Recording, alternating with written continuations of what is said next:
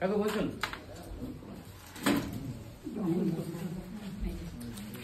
আমি তো 2 বছর ব্যাঙ্গালোর, কলকাতা, অ্যাপোলো, মেডিকা মানে সমস্ত জায়গায় প্রচুর লক্ষ লক্ষ টাকা খরচ আমার হয়ে গেছিল শেষকালে।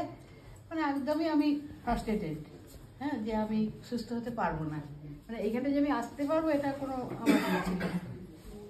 তারপরে হঠাৎ করে ওই প্রীতি এখানে কাজ করতো না, প্রীতি, ওই প্রীতির হাজব্যান্ডের সঙ্গে আমি পরিচয় হয়েছে, তো আমাকে বললো।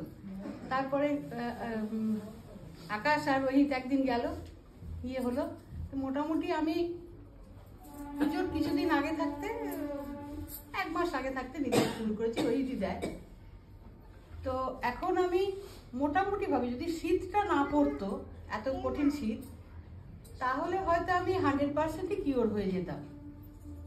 এখন মোটামুটি 70% আমি কিওর। এটা আমি অসংখ্য ধন্যবাদ যে আমি সবাইকেই, যে এইরকম একটা জায়গার সঙ্গে আমার পরিচয় হয়েছে, তার জন্য ওই তরুণের কাছেও আমি অনেক কৃতজ্ঞ। প্লাস রোহিত তো বটেই, রোহিতটা একদম আমার ছেলের মতো, হ্যাঁ, এত ভালো থেরাপি দেয়।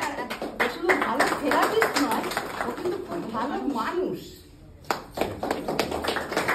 আর ওর কাছ থেকেই আমি মোটামুটি ভাবে এই যে গুরুজি আজকে আমি চোখে দেখলাম, তো গুরুজি সম্বন্ধে আমার ধারণা ছিল গুরুজি মানে এটা ভুল বলেছে, গুরুজি আমি নই, গুরুজি সেটা আমি আজকে জানলাম।